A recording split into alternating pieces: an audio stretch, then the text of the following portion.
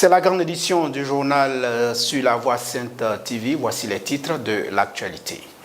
Culte de remerciement à l'Éternel Dieu à la Mévoc à Adjamé dans le district d'Abidjan. Le compte rendu dans un instant.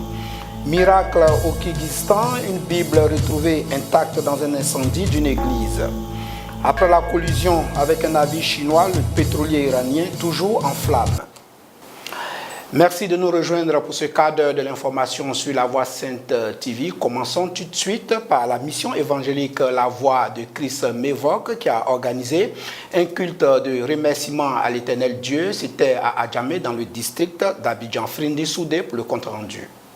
Les fidèles de la mission évangélique La Voix du Christ d'Adjamé dans le district d'Abidjan ont répondu massivement à l'appel du Seigneur ce dimanche 7 janvier 2018 à la célébration du culte de remerciement à l'Éternel. Ainsi, les fidèles ont exprimé leur reconnaissance à Dieu pour le soutien qu'il a apporté en 2017. L'homme de Dieu, pasteur Oladjide, a exhorté les fidèles à la consécration et à ne plus regarder en arrière. Le thème de ce culte, sur le chemin de la gloire, articulant son message, l'homme de Dieu Oladjide a souligné 4 points pour arriver à la gloire dans 2 Rois 7, versets 1 à 10. Éphésiens 4, à savoir l'attachement à Dieu, le service de Dieu, la recherche de l'information qui est source de délivrance et à avoir le goût du risque. Des proclamations ont mis fin à ce culte de remerciement.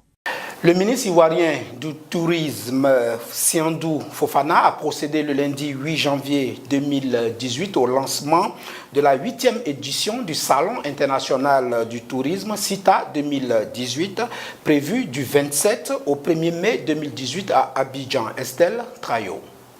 Ce salon qui se déroulera du 27 avril au 1er mai 2018 a pour objectif de renforcer la conviction et de montrer la vision du gouvernement à faire de la Côte d'Ivoire une destination des plus prisées et de faire de la Côte d'Ivoire une plateforme touristique de la sous-région, a affirmé M. Siandou Fofana dans un discours. Le thème de cette 8e édition, qui est les nouvelles technologies au service du tourisme, vise selon le ministre ivoirien du tourisme à répondre aux soucis de modernisation de l'activité touristique de la Côte d'Ivoire et à faire face aux enjeux du futur. Cette année, l'objectif fixé est d'atteindre 60 000 visiteurs et un peu plus de 450 exposants contre 47 600 visiteurs pour l'année 2017 pour à peu près 300 exposants pour tout le secteur du tourisme et de l'hôtellerie. Le CITA 2018 se veut par ailleurs une plateforme d'échange et d'affaires des opérateurs nationaux et internationaux du secteur. Il a pour objectif de promouvoir les caractéristiques touristiques du pays et le tourisme africain.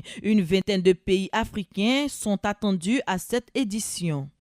Dans le contexte actuel agricole, marqué par la dégradation des sols, le vieillissement des cacaoyers et leur infection par des ravageurs, les acteurs du domaine ont décidé de la mise en application de nouvelles pratiques agricoles respectant les normes environnementales. L'information a été donnée le lundi 8 janvier 2018 à Abidjan. Frindi Soudé, compte rendu.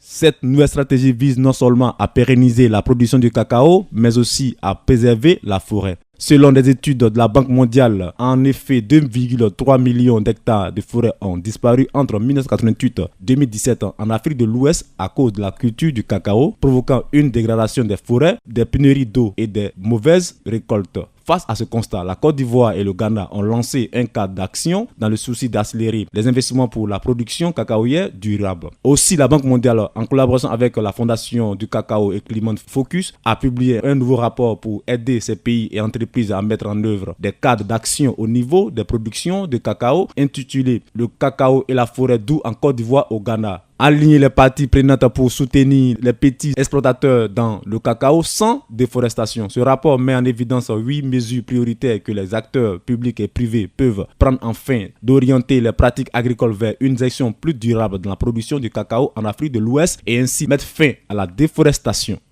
Rendons-nous au Libéria où Jewel Howard Taylor s'apprête à devenir à 54 ans la vice-présidente du Libéria suite à la victoire de George Weah à la présidentielle fin décembre 2017. Son portrait nous est dressé ici par Ibo Marus.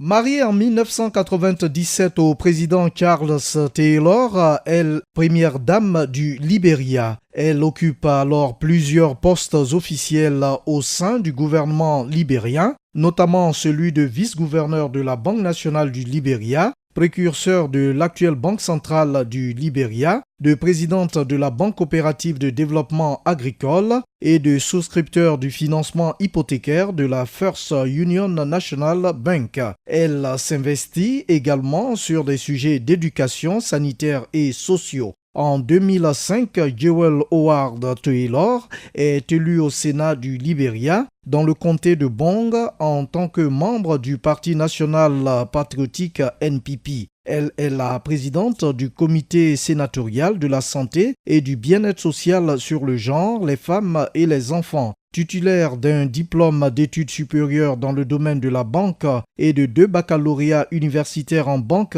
et en économie, elle s'est inscrite dans une formation de MBA à l'université de Cuttington au Libéria. Le 21 décembre 2011, elle obtient un diplôme de la faculté de droit de Louise Arthur Grimt de l'université du Libéria. Lors de l'élection présidentielle de 2017, elle est la colistière pour le poste de vice-présidente aux côtés de George Weah, le candidat à la présidence de la République.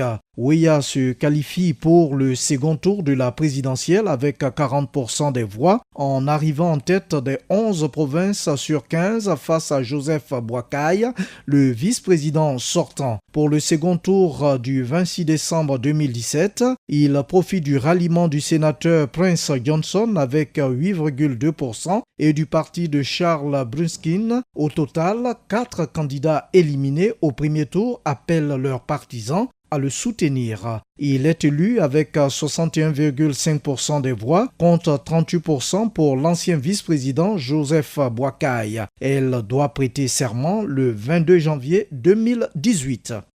Le Qatar a approuvé un projet de loi autorisant des investisseurs étrangers à détenir 100% des parts d'une entreprise afin de stimuler les revenus non énergétiques, a déclaré le jeudi dernier le gouvernement qatari. Martial Kwasi pour plus de détails.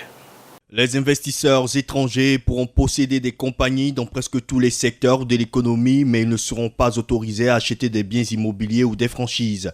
L'information a été donnée jeudi dernier par le ministère de l'économie et du commerce qatari. Cependant, pour investir dans les secteurs de la banque et de l'assurance, les étrangers devront obtenir un permis spécial du gouvernement. Aussi, les investisseurs étrangers pouvaient détenir jusqu'à 49% des sociétés cotées à la bourse du Qatar, conformément à une loi adoptée en 2014. Lors d'une réunion hebdomadaire du gouvernement mercredi dernier, un nouveau projet de loi a été approuvé. Pour rappel, le Qatar traverse une crise diplomatique depuis 7 mois avec certains de ses voisins, dont l'Arabie Saoudite et les Émirats Arabes Unis. Il boycotte le Qatar en raison de son soutien à des groupes terroristes, mais le Qatar rejette ces accusations.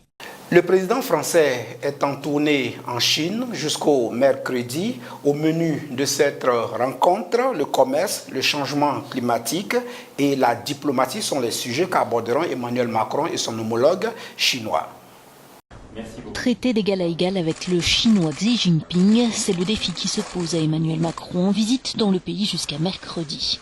Le président français et son épouse ont été reçus par le couple présidentiel avant un sommet officiel ce mardi avec à la clé une série d'accords et de contrats. En guise d'entrée en matière, Emmanuel Macron a salué l'engagement du premier pollueur mondial à lutter contre le changement climatique. Je proposerai demain au président Xi de franchir une nouvelle étape du partenariat franco-chinois pour relancer la bataille climatique. Il n'y a pas d'autre option, en effet, que la gagner. Mais le véritable enjeu de la visite est ailleurs, et en se rendant en premier lieu à Xi'an, lieu qui héberge l'armée de terre cuite du premier empereur, mais qui fut surtout le point de départ de la route de la soie, Emmanuel Macron a rappelé la prépondérance du commerce dans le débat franco-chinois. La Chine veut recréer cette route de la soie à coût de milliards de dollars d'investissement et étendre son influence, soit, répond la France, mais il est aussi temps que Pékin accepte la réciprocité en matière de commerce. Il revient à l'Europe et à l'Asie, à la France et à la Chine, de définir et de proposer ensemble les règles d'un jeu dans lequel nous gagnerons tous ou perdrons tous. La France affiche un déficit commercial de 30 milliards d'euros avec la Chine et le déséquilibre vaut aussi pour le reste de l'Europe qui réclame un meilleur accès au marché chinois. Le président français entend en tout cas devenir l'interlocuteur européen privilégié de la Chine et a d'ores et déjà promis de revenir chaque année. Le pétrolier iranien est toujours en flammes après la collision avec un navire chinois. Notons que l'accident s'est produit en mer de Chine orientale à 300 km au large de la région de Shanghai, faisant 31 disparus. La situation n'est toujours pas sous contrôle en Asie, 24 heures après la collision entre un supertanker iranien et un navire chinois. Le pétrolier est toujours en flammes, malgré l'intervention de plusieurs navires de secours. L'accident s'est produit samedi soir en mer de Chine orientale, à 300 km au large de la région de Shanghai. 31 marins sont toujours portés disparus, seul un corps a pour l'instant été retrouvé. Les secouristes tentent d'éviter une marée noire, d'autant que le pétrolier pourrait exploser et couler. Nous vous le disions en titre, c'est un véritable miracle qui s'est produit. En effet, un incendie a ravagé une grande partie de l'église de Kashissé au Kirghizistan. Le 3 janvier dernier, seule la Bible qui se trouvait sur l'autel n'a pas été touchée par les flammes. Pour les chrétiens, c'est un signe et un encouragement de Dieu à rester ferme dans la foi, nous dit ici Jean-Jacques Denis dans ce commentaire.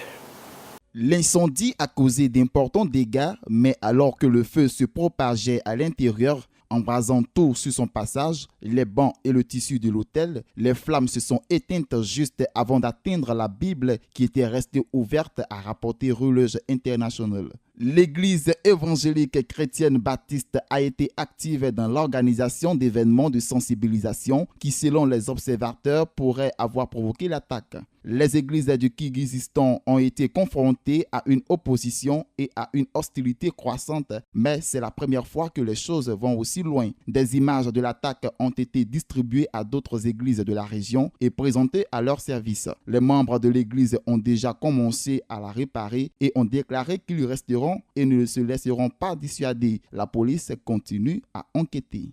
Le dernier volet de cette édition nous conduit en sport où la deuxième période d'enregistrement des licences dans l'élite du football ivoirien a débuté le lundi 8 janvier 2018 et marque le début du mercato estival avant la reprise du championnat ivoirien le 9 février prochain. Cette période de transfert qui se tiendra du 8 janvier au 2 février sera capitale pour le club en difficulté. Ange Série analyse.